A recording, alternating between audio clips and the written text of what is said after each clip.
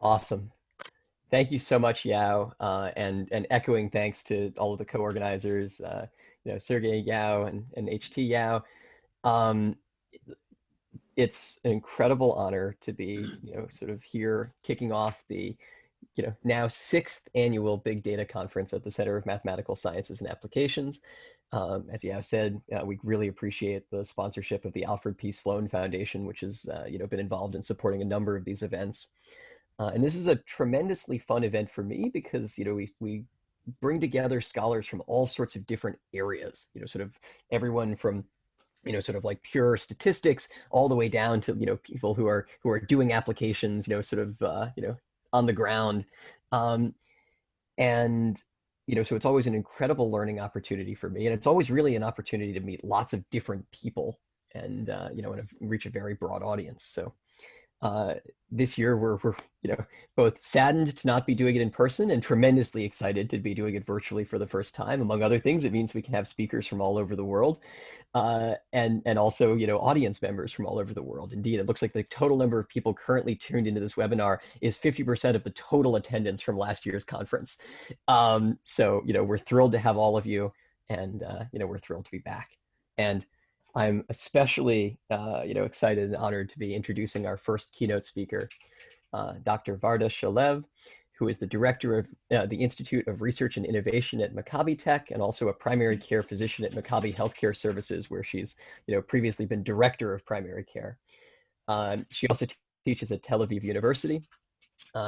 And is responsible for establishing the Department of Medical Informatics at Maccabi. She was sort of the leading and initial medical informaticist. And she has pioneered the development of many disease registries to support and sort of, manage chronic disease. There's very important, not to support the disease, to support chronic disease management. But she's also she's a personal friend. And I should tell you, we teach a case study about her work at Maccabi Tech at Harvard Business School. And when we were doing the interviews for this case study, every single person we spoke to described her as a force of nature. Now, I've been in situations where someone in some sort of interviewee says, oh, and the CEO or the director or whatever is a force of nature, but I have never before seen a circumstance where uniformly every single person who had worked with Varda saw her that way. And having sort of worked with her myself, I can definitely concur. She is a force of nature, and we're very excited to have her kick off.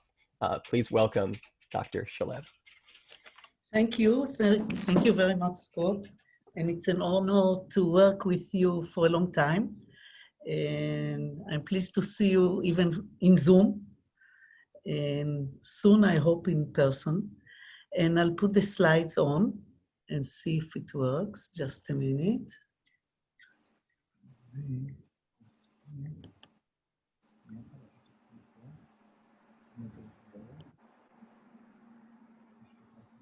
Okay, can you see? Yes, perfect. Okay, great. So we'll talk about, how we walk actually from big data to small, meaningful insights for patients. So I'm a practicing physician after all. And we'll start with Israel, which is a small country that makes big noise, so it's the opposite way around. You see this little red dot, that's where we are. That's where all the noise comes from. And, the world is becoming personal. Everybody talks about personalizing the world, actually. And we are offered to do personalized things, to buy it. And we all know that one size does not fit all. And we talk about precision medicine, and usually we talk about precision things and precision medicine because we don't do it. Because whatever we do, we don't talk about. We are not predictive enough. We are not personalized enough. We are not preventive enough. And we don't make the patient part of us enough. It does not participate in the decisions enough. And you know, when I ask my patients, what do you think? A treatment that I provide you, will it help you? And they say, of course, you know, you are my physician most of the, 25 years. I have a clinic with a partner for so many years. But the truth is that the number needed to treat is not one. Because if it was true, when you treat a patient, it would always help him. And the term number needed to treat that was invented in McMaster University shows that when we treat a patient, usually you can see, for example, about Crestor, which is a statin. You know, statins, most of the people above 50 use statins for hypercholesterolemia. And you see that the number needed to treat is 20. Actually, we have to treat 20 patients that one of them will benefit from the drug. What does it mean? Most of the people that will treat with Crestor, the cholesterol will be lower, will be able to lower the cholesterol, but only one will change the morbidity or the mortality. And it's very bad. And you can see that most of the drugs are the same. So actually we are doing not precision medicine, but imprecision medicine. And that has to force us to do something else. And before I'll go back to big data, I'll say why we in Maccabi, for example, decided to do a lot about innovation. And I know that it's an overused term, innovation. But, you know, even though we are budgeted by the government and it's mandatory to have health insurance in Israel, most of us don't do enough innovation and will disappear. And we don't aim enough high, and that's why we don't achieve too much. And when I talk about innovation, I talk about disruption. It's not only about improvement, it's about disruption. How can we do something that will change totally the way that we do or practice medicine? For example, if we could use iPhone to take x-rays instead of sending a patient to x-ray, we would change a lot. This is disruption because we will use it a lot more. It doesn't have x-ray radiation and more and more. But to do innovation, it means taking risks. And in medicine, everybody taught us, don't take risks because it's patient's life. And that's why we don't do fast enough innovations in medicine. But in Israel, you know, we are called the startup nations. We have the largest number of startups per capita in Israel. And I think part of it is because we are going to the army and we started with tanks and airplanes, but these days we are doing more and more cyber and computers in the army. And when we actually finish our serving, we go out with a lot of talents in the computing and a lot of innovation. And that's why I think we have so much innovation in Israel. And when we do innovation, a lot of it we can do design by analogy. So if in Airbnb you don't have hotels and in Ubers you don't have cabs, maybe in medicine, maybe we can skip the hospitals. Now in Corona time, we see it a lot. So I think we can learn a lot from other domains, but in order to do it, we need a lot of data. And the problem in medicine that we don't open enough of the data. And you know why? Because we always talk about privacy. And privacy is really, really important in medicine. But many times behind privacy, there is laziness and ego, and not only privacy. And that's why we don't share data, and we lack a lot of innovation because of it.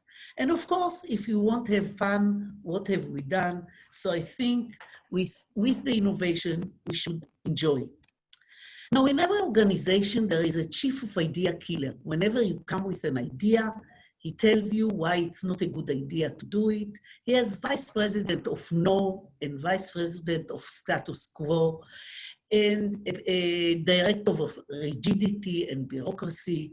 And it's very, very difficult in a large organization to come and do innovation. And you see here on the right, on the bottom, a vacant place usually, which is the manager of new ideas or on innovation, because it's very easy to fail here. And most of the people don't like to be here. It's very unsafe to be here. So I'll tell you a little bit about Maccabi. In Maccabi, actually, we have 2.5 million patients. We have EMR since 1993, and we have less than 1% dropout yearly. So actually, we have data from cradle to grave, and it's a very, very good playground to do big data and innovation. And we collect everything. We collect imaging and lab tests and physician notes and everything. And note here that we have one central lab to all Maccabi. So actually, all over Israel, when you draw some blood or take some urine from a patient, it goes to one central lab, and you have actually most of the results same day or a day later. And it's very important, and I'll show you why later. So I'll show you a little bit us, Maccabi, compared to the US. So in the US, there is a network called HMORN or HCS, Research Network, that most of the HMOs are part of it, the largest one of them. And we in Maccabi are the only partner out of the US. And you can see that even here, we are third in size. We are second to have electronic patient record that we started very, very early. And we are first in the retention rate of patients. We have patients for a long, long time from cradle to grave. And when we talk about data, most of the people would say data is the most important thing. It's the new oil. So where was the data up until now? It was here. We were writing it on paper. And actually, I long this day sometimes because, you know, it was heaven. The patients didn't understand. The pharmacists didn't understand what we write. We didn't understand many times. And the big brother wasn't behind our back. But then the computer came in, and all of a sudden, you know, we have structured data. Everybody can understand it in real time. And there are many advantages to it. And you know, I started my career as a family physician in a kibbutz. I don't know how many of you know what a kibbutz is. It's a very small place that everybody share everything, you know. They share all the resources together. And I have this kibbutz and 3 villages, and I was traveling with my car all around, seeing patients that are very different in each village, because the origin of the patient was very different in each village. And I did a lot of intuitive medicine, but I felt my patients. I knew their homes, I knew what they were cooking. But with the time, when I came back from my fellowship, I did my postdoc in Johns Hopkins in medical informatics. And there, all of a sudden, we were the 3 of us, the computer, the patient, and myself, and a new era. It became very distant, and it's a lot easier to look at the computer than at the patient eyes. There is a lot of data in the computer, and I think that we are going this way, to have so much a cockpit like actually in an airplane, and where is the patient, and how are we going to close the gap? And when I started as a medical informatics officer, the physicians would say, we don't have enough data to make decisions. But with the time now, they say, help, we have too much data. We don't want more data because we don't have time to deal with all the data. But maybe we can take this data, and it's part of the solution. Use the data in order to help the physician. And that's actually the challenge that we have. Now, it's not easy to be a physician these days, and it's not only because of the corona. Because first, we are getting older, and when you see this with so many children and very little adults, it's changing to different way that you have little children, more adults, the population becomes a lot older, and we are getting sicker. And again, not only by corona, you can see that between 203 and 2023, we became older here, but we became a lot sicker. So not only the population becomes older, it becomes sicker. You can see that at the age of 50% of us have about 3 or 4 comorbidities. So our patients are very complicated. And everybody tells us, don't try and treat a patient from active disease, do preventive medicine. So think about me as a physician, older patients, complex, we have to do preventive medicine. And on top of it, we talk about budget. You can see that in the US, you spend almost 17% of the GDP about health. In the OECD, it's 8.8%. And in Israel, it's about 7.5%. And by the way, I can show you the results, and you can see that the infant mortality in Israel is a lot lower than in the US, and the life expectancy is longer than the US. So I want to show you how we're going to do it. Usually we do it on the first place, second, and third by technology. We use a lot of technology. It's not only technology, but we use a lot of technology in order to achieve it. So after I finished my job as a medical informaticist, the chief medical informatics, I went to create a big data and innovation center. Actually, before that, I was the head of all the primary care in Maccabi, all the physicians and nurses, etc. And I said to myself, okay, let's create a startup within a big organization. So I have a great digital data, but will it be enough? No, it won't be enough if I won't have genetics as well as biology data in order to create this big data and innovation center. And as I told you, in our mega lab, we have about 16,000 patients a day that we draw about 50,000 samples of blood.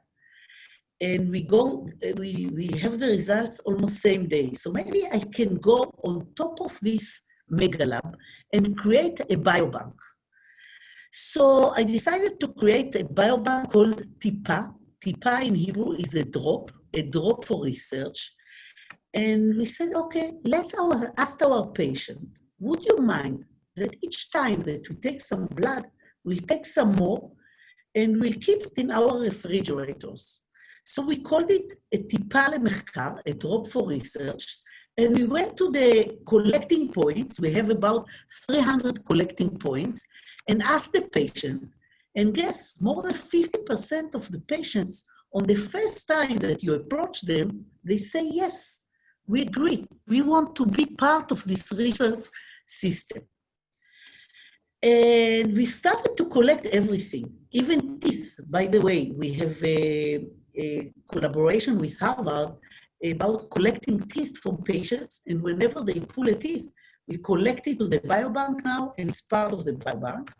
And within less than 2 years, we have 150,000 patients within the biobank, and we collect data not only once, but every quarter if you come. Whenever you come, and a quarter or 3 months have passed, we collect the data. We collect some more of what you provide. If you provide blood, we collect some more. Urine, we collect some more, etc. And you can see how many comorbidities we have already in the biobank. So now, not only that we have data, digital data, but we have also biological data, and we can go to genetics and to biology as well. Because think about the last articles that we see about, like this one that was published in Science from Johns Hopkins, that shows us that even in not metastasized tumors, like ovary, liver, stomach, when you look at the blood, you can see you can diagnose the cancer just from liquid biopsy. So now, actually, we have an outcome, like an ovary cancer, and we can go back to a blood test and to phenotypic data and see whether we can diagnose a lot earlier. And we started many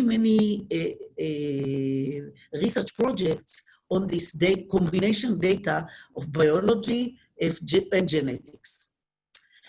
And for the donors, actually, we had many argues here in Israel, whether we should ask them if they want to know what we find in their blood, whether we should go back to them or not. But we decided that we won't be able, as an HMO, to find an actionable gene, for example, and not go back to the patient. So we said, okay, if you want to join the biobank, whenever we find an actionable gene, we'll go back to you.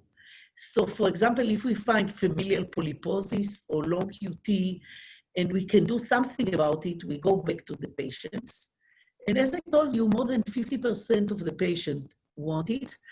We have built a portal for these patients. We show them how many patients are with them and what we found to the other patients anonymously, of course.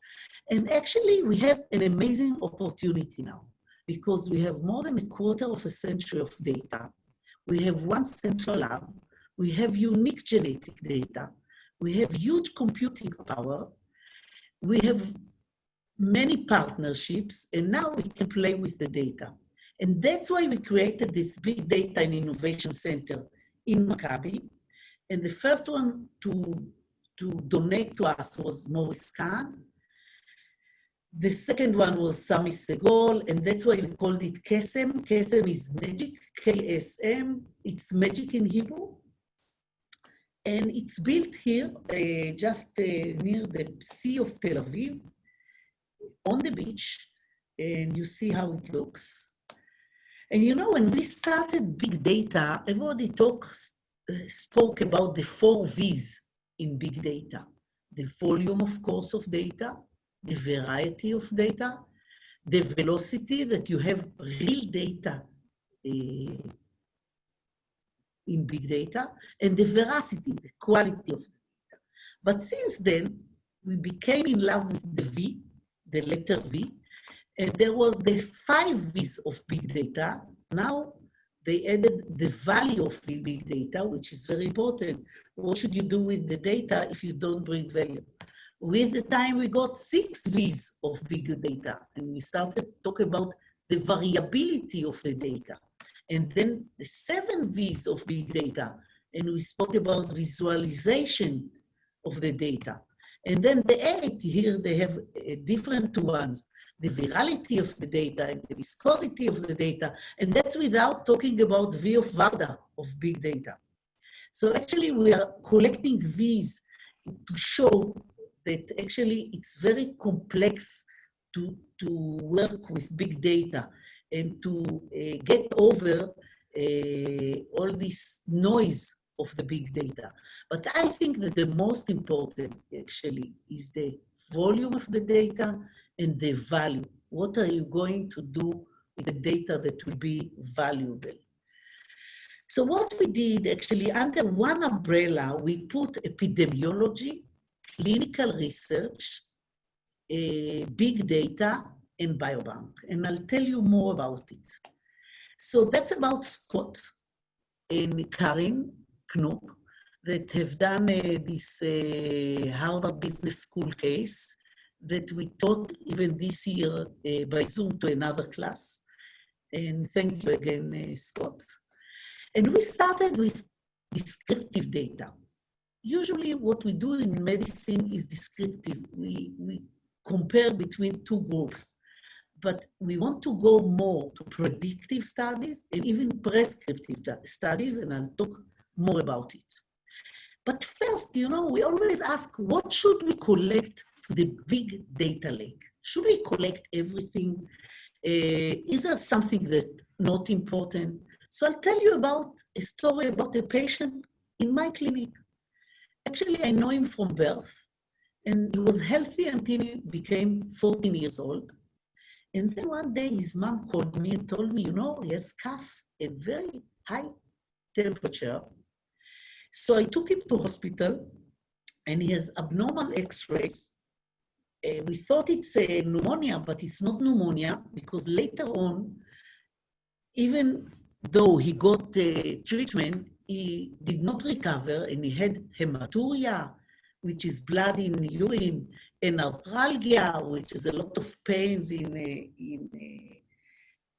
the legs and heads and more, and he had diarrhea and fever spikes, and it continued for years, and we didn't know what he had, actually.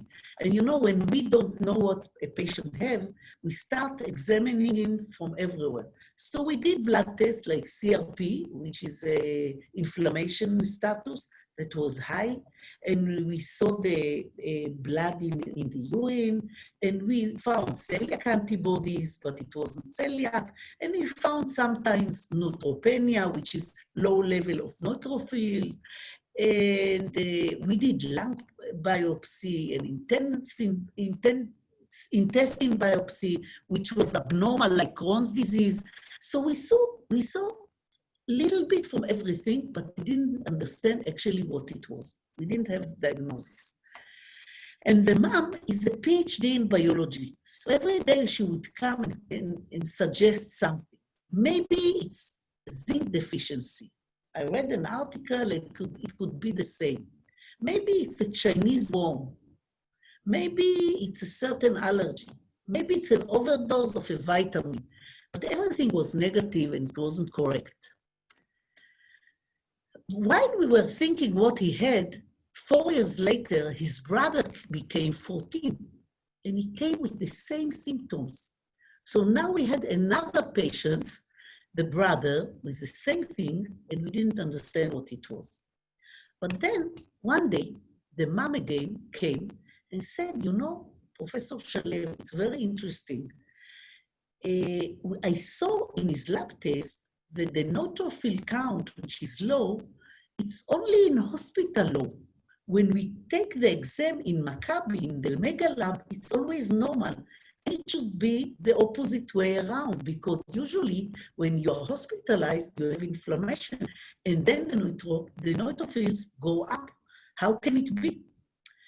I really didn't know, so I went to hospital. First, look at the exams. You see that in the HMO, the neutrophil count is normal, you see, between 40 and 75 and 68. And in hospital, which it should be between 42 and 72, it's 1, even less. How can it be? So I went to hospital to see the machine, and I found out that we have different machines for CBC.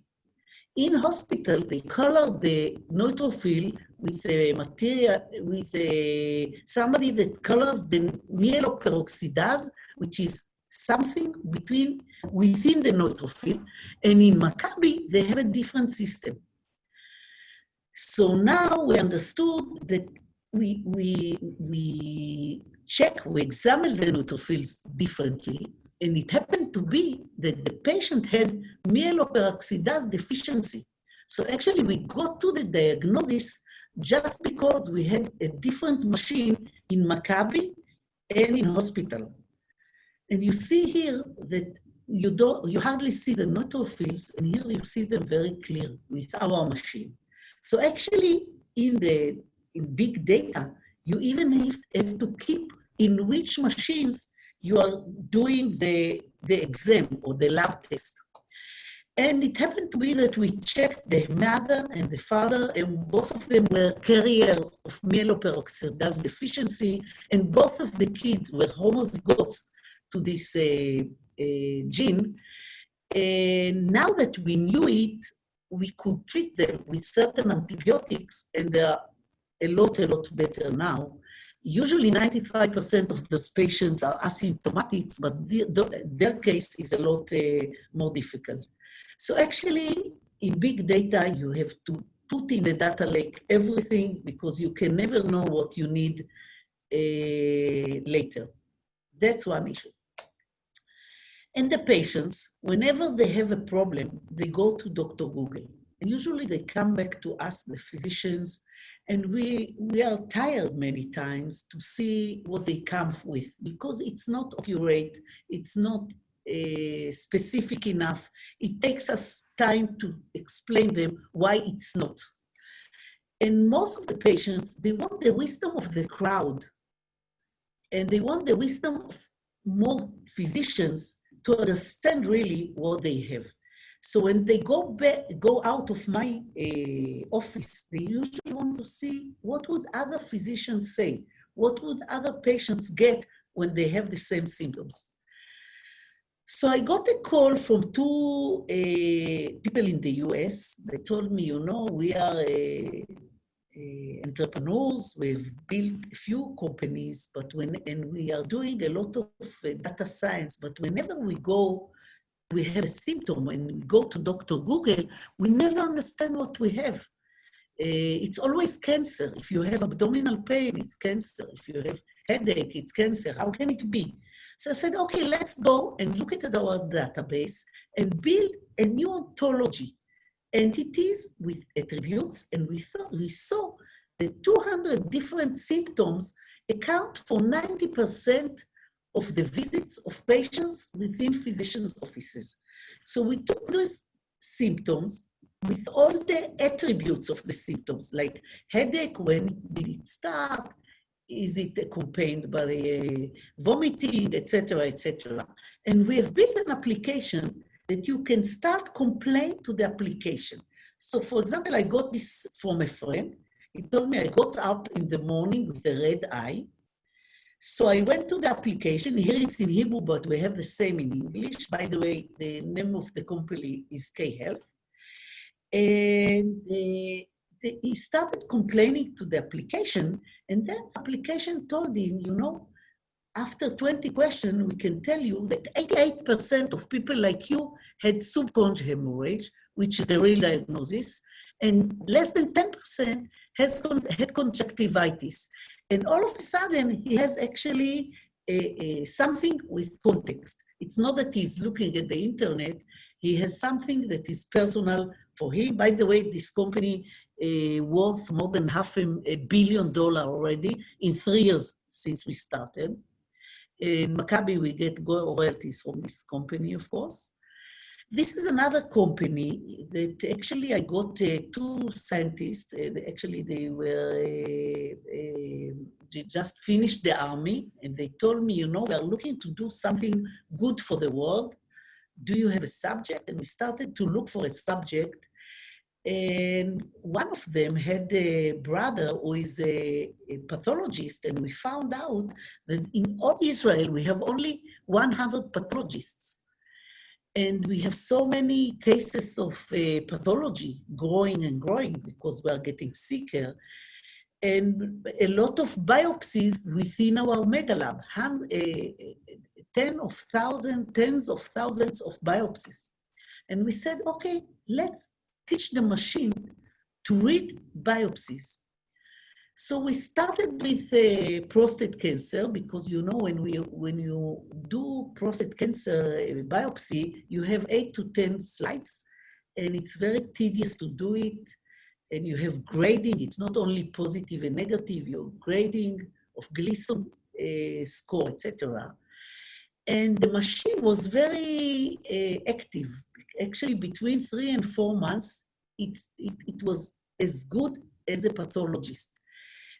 What was interesting, that pathologists do mistakes, and the machine does mistakes, but it's different mistakes. For example, one day, we implemented the machine as a second opinion within Maccabi. So whenever a Maccabi patient does a prostate biopsy, it goes to the pathologist, and if it's negative, it's being scanned, and the machine says its opinion. And one day the machine started to shout prostate cancer on a negative result. And we found out that it was a very active pathologist, that while he was taking the biopsy, he took a little bit of intestine, and the machine was sure that it's cancer. But now we thought it and it's a lot better. And the machine does different mistakes and the pathologist. So I think the combination between human and machine is very powerful. And now we are doing already a breast and a colon as well. And I'll tell you how I got into this area of big data. So in my clinic, usually I see patients and some of them have bad outcomes. And whenever I have a bad outcome, I go back to see if I could do better. And unfortunately, most of the time I could do something better. So this time I had this patient, he was about 70 years old, and he came with advanced colon cancer. Whenever you have patient with advanced colon cancer, it's a failure of a system. And you ask yourself, could I diagnose him before? So I started to look at the file to see whether he had abdominal pain, blood in stool, etc. Everything was negative. And then I looked at his lab test because I wanted to see whether his hemoglobin level was low, because then he had anemia, and sometimes you bleed from a polyp, and it's an early sign for colon cancer. And you can see that he didn't have anemia, but when I looked back here, you can see that his hemoglobin level is falling within the norm for 3 years, between 15.7 to 14. And I said to myself, maybe I could diagnose him here or here. So I was very upset, and I decided to see how many patients like this we have in Maccabi. So I took all the patients with colon cancer without anemia. Those are females and males. Here they got the colon cancer. Those are controls, and those are sick patients. And you can see that in females as well as males, 3 years before they get the colon cancer, the hemoglobin level is starting to fall within the norm. So actually my patient was typical. And I published it as a descriptive study, but of course, as a descriptive study, it won't help anybody. And I started to think, how can I draw a meaningful arrow? So when I get an hemoglobin level that is low, I can alert the physician, be careful, it can be a colon cancer. Should I take 2 standard deviations? Should I do something else? While I was thinking about it, I got a group of mathematicians that was dealing with algo trading. They are from Medial company. And they came to me and said, you know, we want to do something with value. Can we help you in something?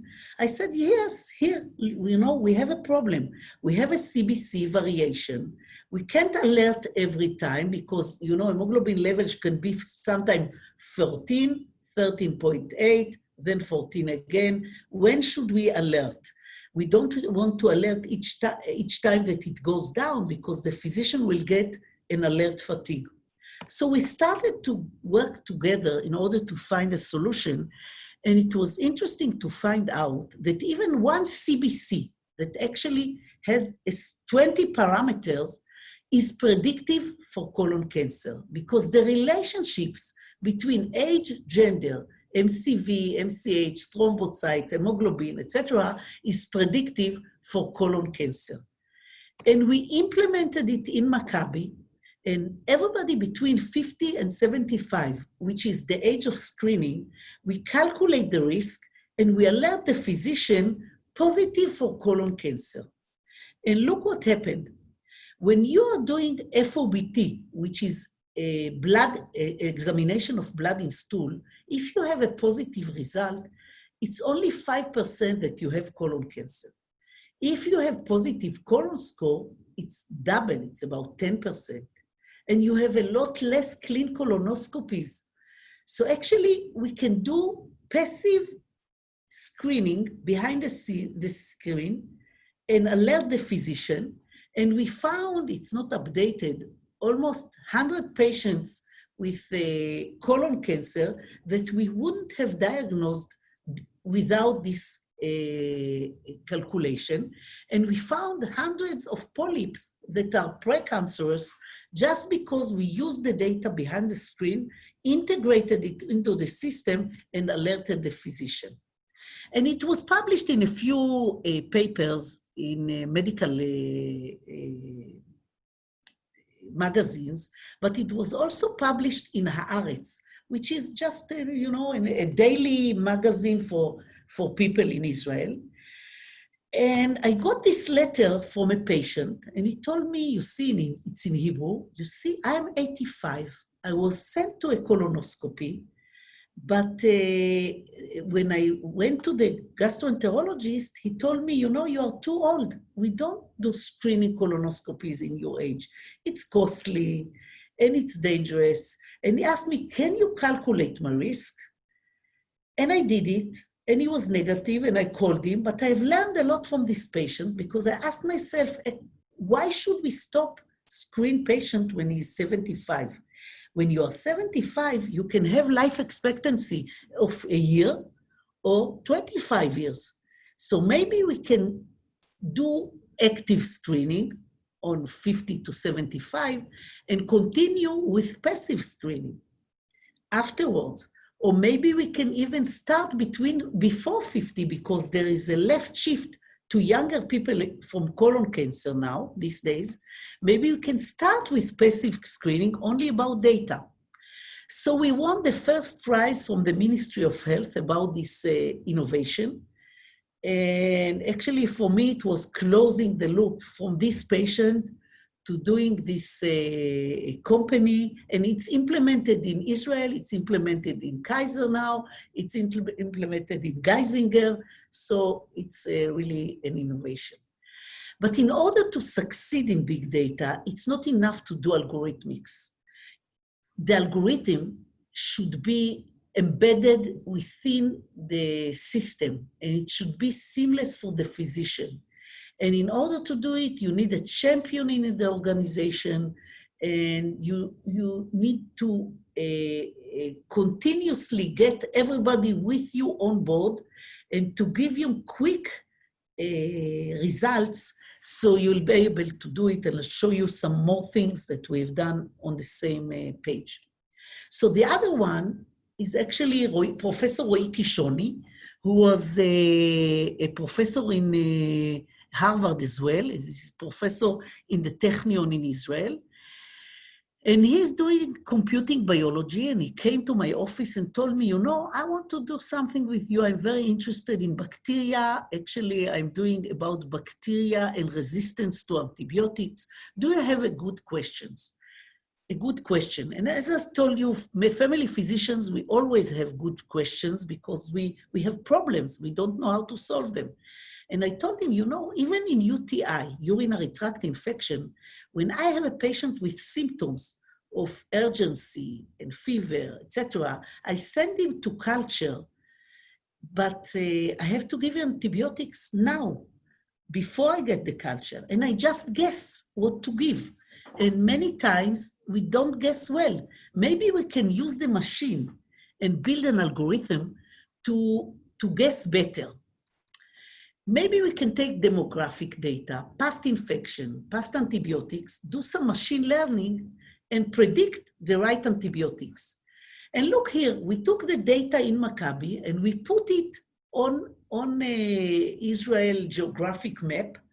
And you can see that between resistance and not resistance, it changes all the time. So if I sit here, how do I know now if the bacteria in Rosh Hashanah, where I treat patient, is resistant or not, mostly? We can't. So only by using the computer with the phenotypic data, we can guess better. So we created this algorithm that was published in Nature a year ago, and we showed that by this algorithm, we can lower the mismatch of antibiotics by 40, almost 50%, only by get assisted by the computer. So now actually we are implementing it in Maccabi. Each night we are calculating what's the right antibiotic for you if you come tomorrow with UTI, and we are going to alert the physician, this is the right antibiotic to give this patient.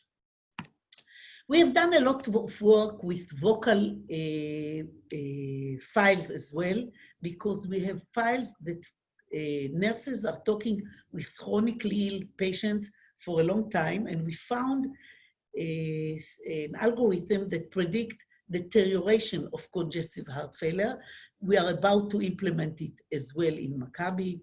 And we want actually to do personalized screening with genetics and phenotypic data more and more. But, you know, implementing precision medicine, it's not easy. You need a certain API, and you need the physicians to be with you. So do you think that all the change will come for the physician? I don't think so. I think that most of it will come from the patient. If you want to do revolutions, you have to do it with the patients. And that's why I decided to go and create a startup that I created now with a partner that he was the president of Checkpoint, which is the largest tech companies in Israel, Amnon Bar-Lev. And you know, there is a huge tension between patients, physicians, and the system. We all want to do good medicine, but you know, everybody pushes to a different place. For example, do you know what www is? So it's not World Wide Web, it's something else, I mean. It's win-win-win. How do you find a spot that it's win for the patient, win for the physician, and win for the organization? We don't have too many spots that are win for everybody, because if it's good for the patient, many times it's a lot of time for the physician. If it's costly to the organization, they don't want to give it to the patient, etc., etc. So let's look at the team. Let's look at physician versus patient. Time. Physician doesn't have time, but the patient has a lot of time. We don't use enough the patient's time.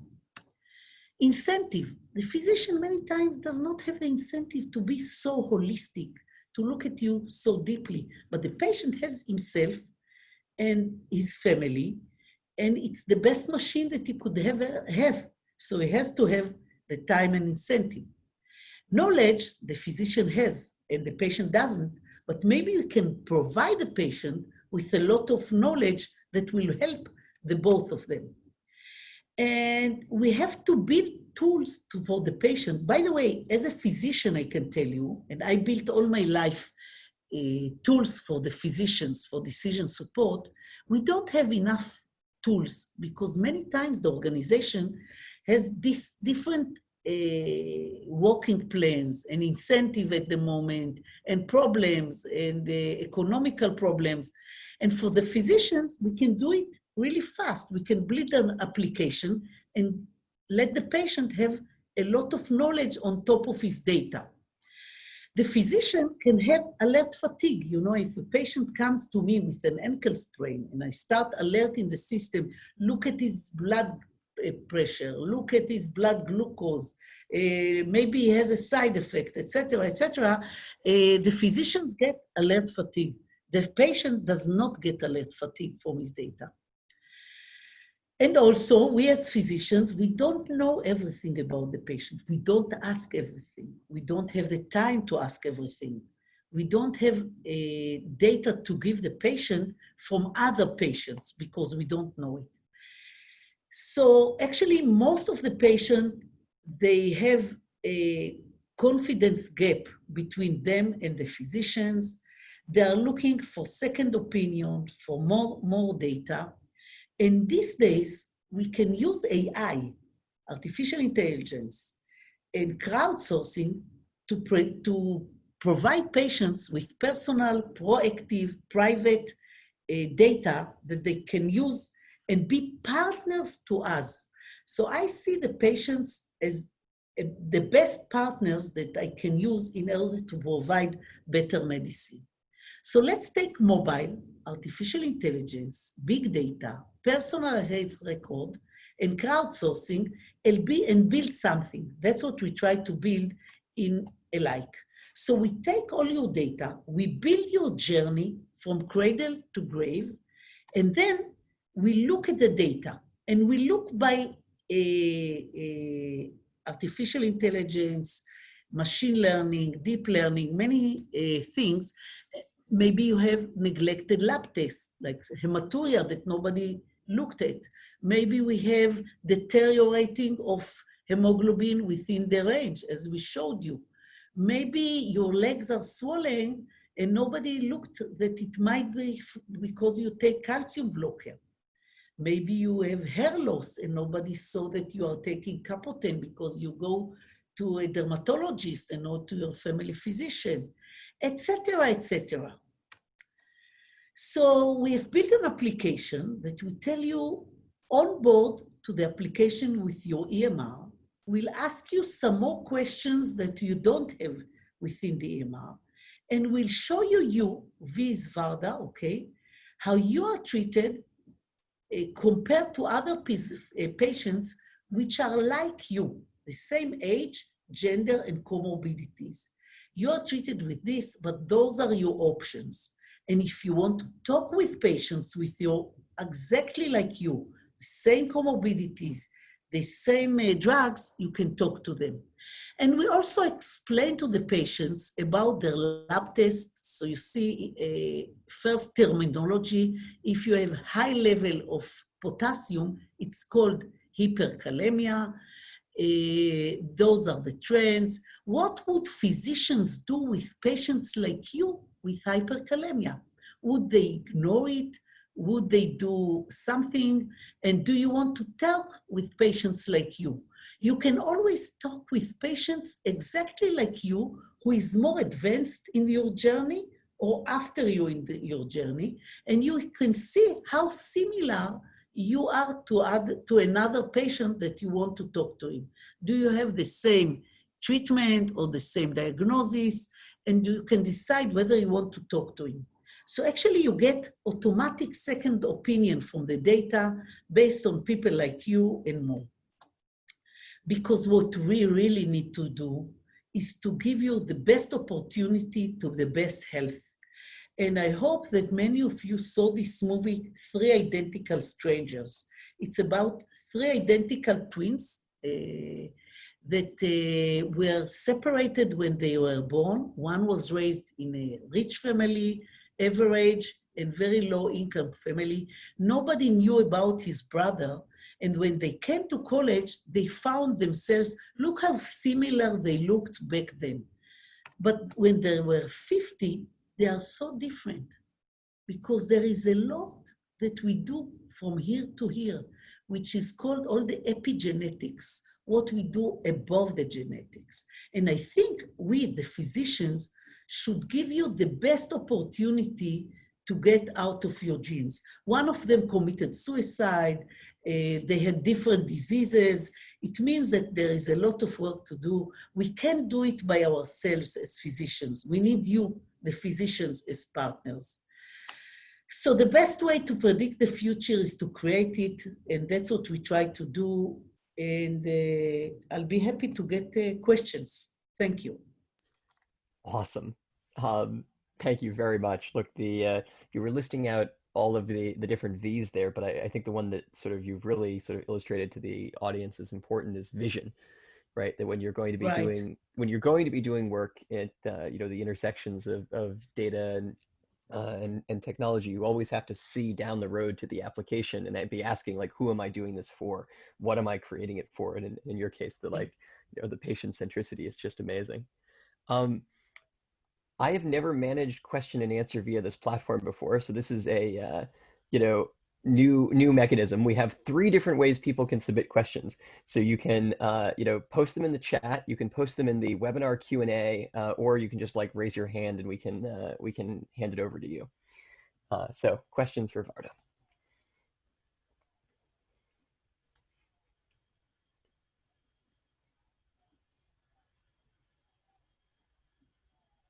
Somebody in the chat says best ever end to end. Excellent. Or well, maybe let me start by asking a question while people are figuring out the tech. So, and jumping off from here, what's next? Like, what do you see as the biggest challenge for the next 3 or 5 years or so? As I told you, I want to change. I did everything, whatever I did for physicians to start from this side. I want to start now. It's like Uber from the other side, from the patient side. I think that as family physicians, we try to see you holistic and continuous, but we don't have the time and we don't have the tools and we don't have enough data because most of what is happening is outside to my office or to my clinic.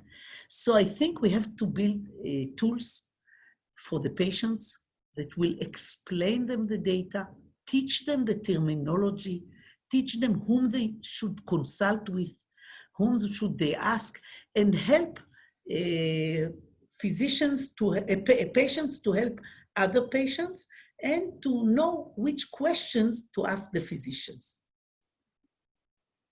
Super cool. And I'd love to be a beta tester. I'm always trying to figure out what I should be asking my doctor. You know, I make these long lists and things, and I don't really have a clue. Yeah, actually, that's the outcome that we do is recommendations. What should you ask your physician? That's Awesome. the We have a question in the feed from a listener from the Philippines. Apologies, I'm almost certainly going to mispronounce your last name. Mary Rose Magsaysay or Saysay. Um, she asks you, what does one do to enter into a partnership with you guys? How do you sort of set up your data partnerships and collaborations? we are very open to different collaborations. People ask me, how do you do it? We do it openly. We say, tell us what you need. We'll try to build you, to create a suit for you. So if you need data, we don't sell data. We just collaborate about the data. We'll help you to ask a good questions. Good question, because by the way, we didn't talk about it. If you don't have a good question, you don't have a good answer. So many times I have startups that come, but the question formulation is not good enough, and we have to work about the question. And then we collaborate, we write together, we'll give you anonymized data to work on the data. We can be a beta site for you. So there are many ways to collaborate, and we tailor it to everybody. Excellent. And Paul Massel, oh, Ryan wants to answer the question live. Sorry, I'm getting Oh, no, notifications of this. Scott, I'm just dismissing answered Oh, questions. okay, great. Is what I'm doing. Perfect. And Mary Rose says, thank you. And Paul Massel says, could you repeat a bit of information about the neutrophil episode? How did a difference in machine performance, hospital versus Maccabi, lead to a solution of the problem? Okay, so when you count the neutrophils, you have to do it somehow. Either you use one system like within the neutrophil, there is a material called myeloperoxidase. So in the machine of the hospital, what they do, they color the myeloperoxidase, and then they see if it's myeloperoxidase, it means that it's a neutrophil, and they know it. In Maccabi, we have a different system, not by myeloperoxidase, we color it differently. So they couldn't see the neutrophil, we could see the neutrophil.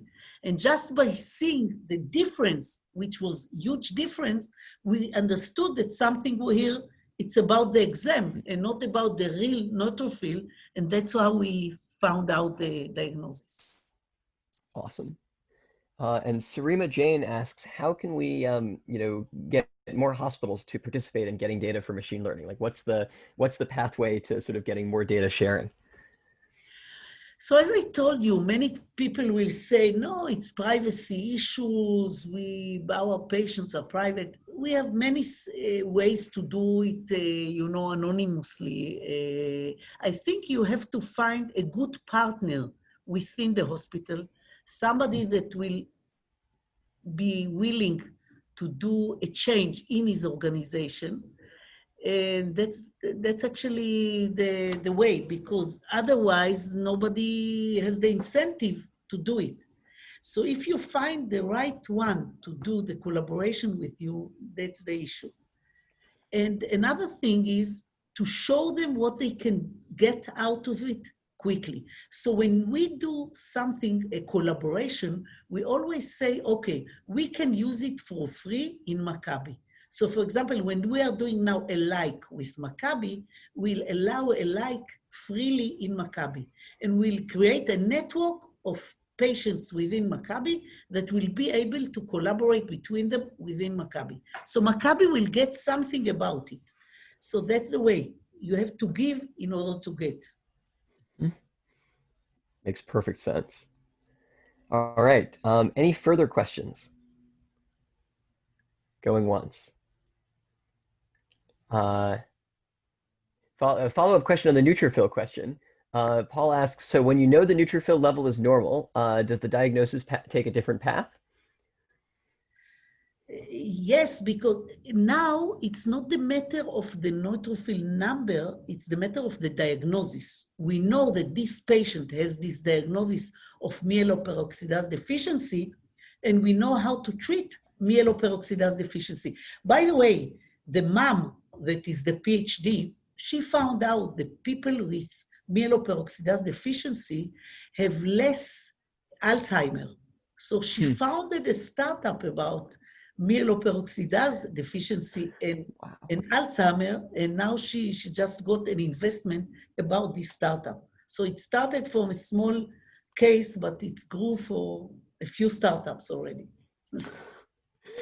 Amazing. So not only is your organization producing startups, but your organizations like patients, family members are producing startups. Totally fantastic. Yeah. All right, last call for questions. Going once, going twice. All right, let's all thank Varda. Thank you as always for being Thank you very totally much. Amazing. Thank you for the opportunity, and bye-bye. Bye.